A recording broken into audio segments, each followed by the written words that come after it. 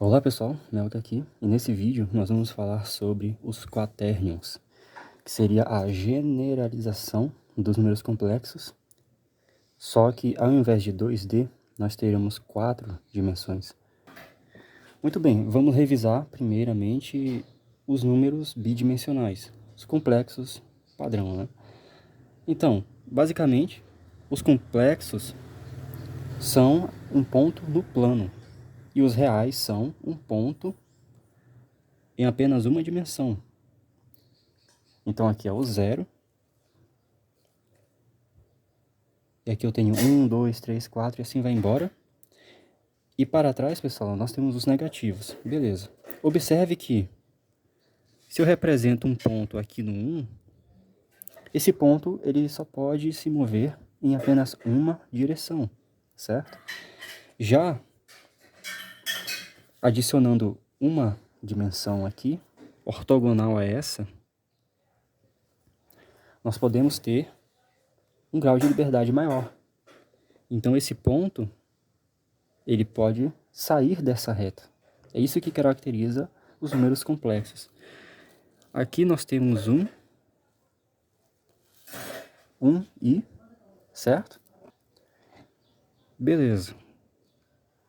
Então, pessoal, esse ponto, para que nós pudéssemos encontrar ele no plano, é necessário duas dimensões, uma real e outra imaginária. Esses dois caras juntos formam um número complexo. Então, o número complexo na forma A mais BI pode ser representado dessa forma. Existe uma outra forma, também bidimensional, só que trigonométrica, que seria a forma polar. Muito bem. Pessoal, se eu tenho essa parte de baixo aqui horizontal e essa de cima vertical, eu posso simplesmente colocar um vetor que vai tirar do zero o ponto que está no zero e movê-lo para esse ponto aqui. Então eu entendo um vetor como se fosse um veículo. Um veículo que leva um ponto de um lugar para o outro, de uma posição para outra. Então dessa forma, ele tirou do zero, moveu para cá. Aqui, pessoal, eu vou ter um certo ângulo. Então você pode entender dessa forma.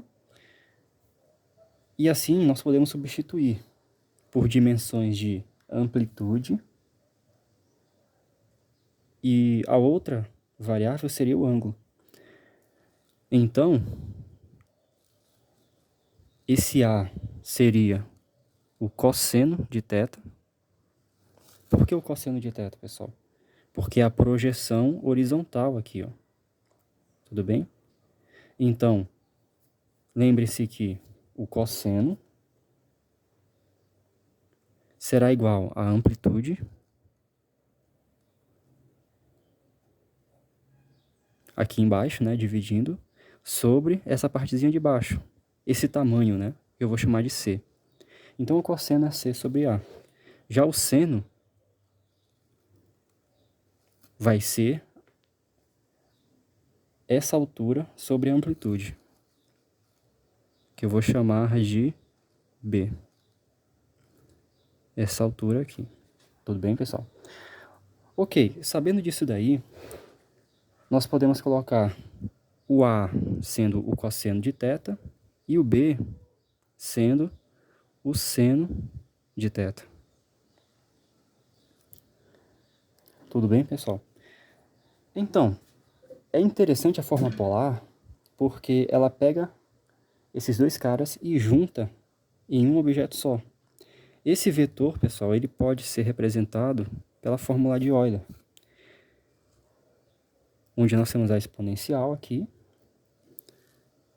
a unidade imaginária, que é o i, e o ângulo. Então, apenas isso vai representar o meu vetor.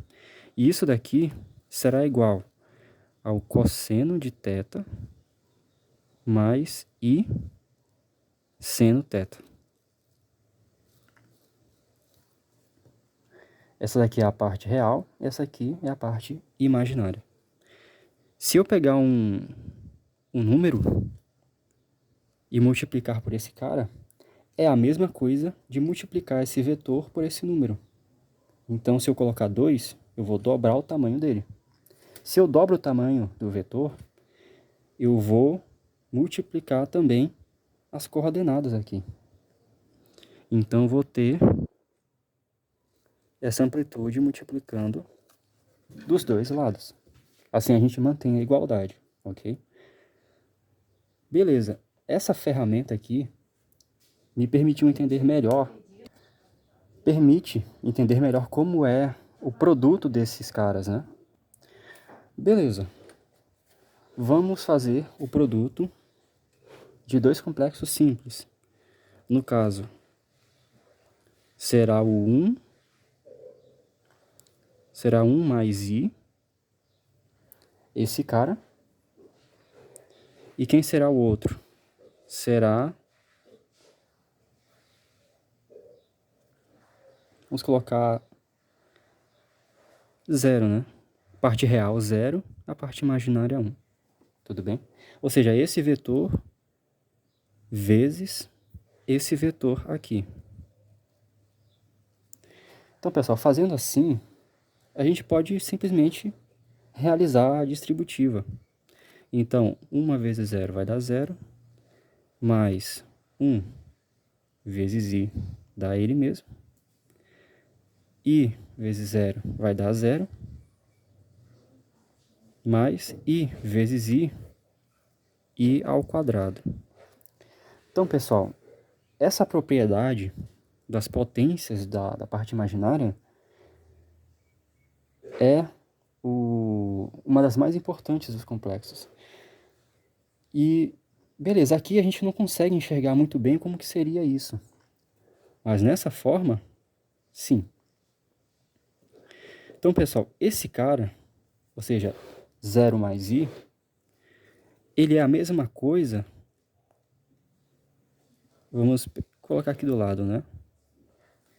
E esse vetor aqui, que representa o nosso complexo, ele é Euler elevado a i.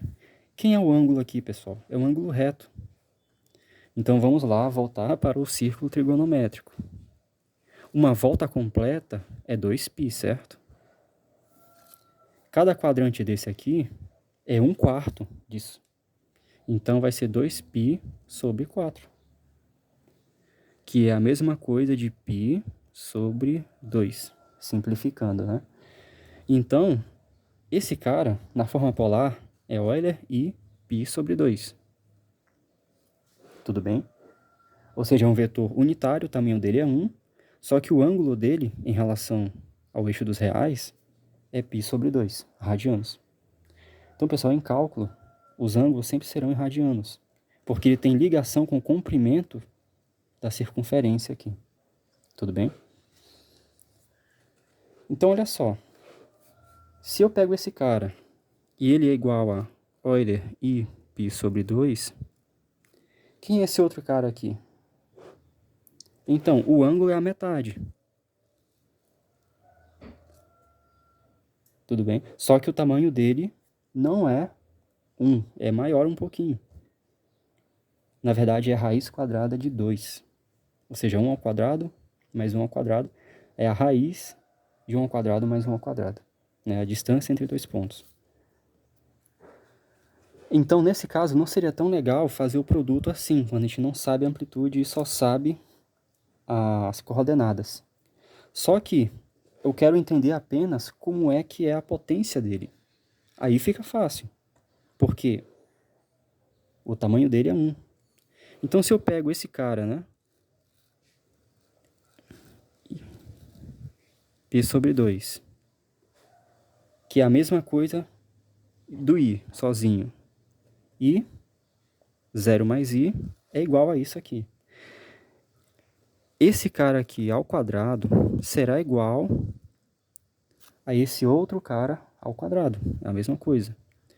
Mas observe que na forma polar fica muito fácil elevar um número complexo ao quadrado. Então, eu vou ter o produto dos expoentes, o que vai ser 2π sobre 2, que é igual, vamos cortar aqui, π. Olha só, pessoal, I ao quadrado é a mesma coisa que Euler e π. Isso aqui, pessoal, é meia volta. Por que meia volta? Se a volta completa é 2π, apenas o π vai ser meia volta, ou seja, 180 graus. Então, na verdade, o I ao quadrado é isso daqui. Tamanho 1 e o ângulo é meia volta. Ou seja, menos 1. Beleza, pessoal? E então, I ao quadrado é menos 1. Logo, como esse zero não vai contar, eu vou ter I menos 1. Ou seja, formou esse novo complexo aqui. Muito louco, né? Vamos arrumar, ou seja, vai ser menos 1 mais I. Vamos representar ele no gráfico. Menos 1, I. Beleza. Pessoal, esse daqui é o produto. É o produto desse com esse. Ou seja, é o produto desse cara aqui com esse cara aqui. Então, vejam só. Qual é o efeito?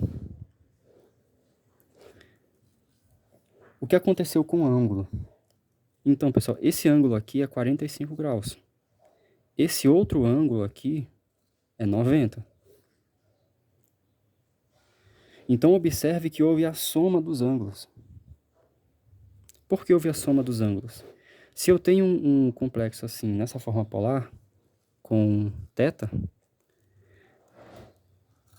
e se eu multiplicar por outro, com alfa, o resultado vai ser o quê? Mantém a base e soma os expoentes. Vai ser θ mais alfa. Então, o produto de dois complexos, representados assim, a gente acaba somando os ângulos deles. Então, aqui eu tenho 90 mais 45, fazendo um ângulo aqui maior do que 90. Por isso que ele ficou para trás assim. Tudo bem, pessoal? Então, isso aqui é importante entender. Então, observe, assim a gente consegue ter uma base para a generalização que eu quero fazer. Certo? Agora que a gente já sabe fazer o produto dos complexos normais, como que seria a divisão? Então, a divisão, pessoal, ela é ainda mais simples. Você vai pegar nosso complexo nessa forma, coloca um sobre o outro. Isso aqui, pessoal, é a mesma coisa que esse de cima, produto, com o inverso do que está embaixo. E olha só que interessante. 180 graus, pessoal, equivale a você pegar esse cara que estava apontando para o 1, meia volta, agora está apontando para o menos 1. Ou seja, é a mesma coisa que mudar o sinal dele. Então, esse produto é a mesma coisa desse outro aqui. I θ vezes menos I alfa. Que é a mesma coisa de mudar o sinal do produto todo. Então, isso aqui vai ser muito importante lá na frente. A divisão de um pelo outro é a mesma coisa do negativo do produto. Ou seja, você pode fazer o produto e a divisão muito facilmente. E a soma fica muito mais fácil na forma de coordenada. Tudo bem, pessoal? Isso aqui eu nem precisaria dizer, mas pode ser que alguém esteja se perguntando. Então, se eu tenho A mais BI, eu vou somar com C mais DI. A soma vai ser A mais C, parte real, mais as duas partes imaginárias, que vai ser o B mais DI. Tudo bem, pessoal? Então, cada representação é melhor para fazer um tipo de cálculo, certo? Agora sim, vamos começar a estudar melhor outras medições, que seriam o quê? O ângulo dele em relação ao eixo dos reais. Como que a gente pode fazer essa medição? Então, beleza. Aqui, a gente vai fazer um outro gráfico. Pessoal, eu pensei em separar esse vídeo, um monte de vídeos de 10 minutos, só que eu acabei percebendo que isso não seria tão interessante, né? E geralmente quem está estudando esse tipo de assunto vai ser uma pessoa que vai ter paciência para assistir um vídeo maior. Então beleza, aqui é 0. E vamos lá. Aqui eu tenho o meu vetor.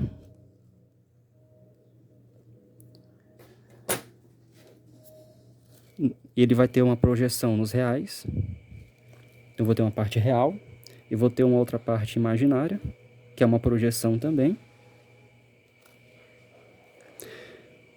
Aqui eu vou chamar de A, aqui de B, porque é A mais BI, né?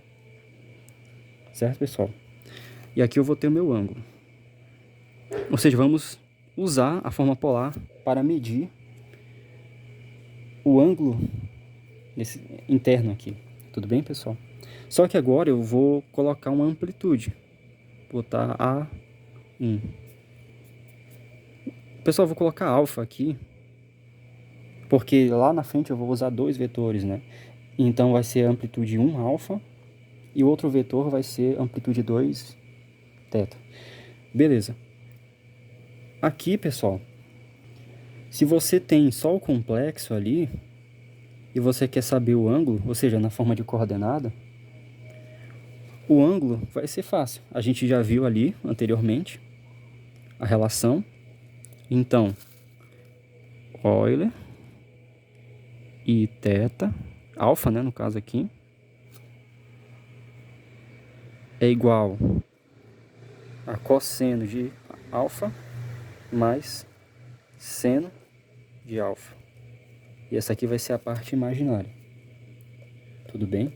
Então, usando a relação, nós podemos fazer o seguinte. Aqui temos a amplitude 1 multiplicando por esse lado, a amplitude 2 do outro lado. Então, o ângulo do eixo real até essa amplitude aqui vai ser o seguinte. Será, nesse caso, a parte real alfa, cosseno, alfa não, né? Amplitude mesmo. Amplitude 2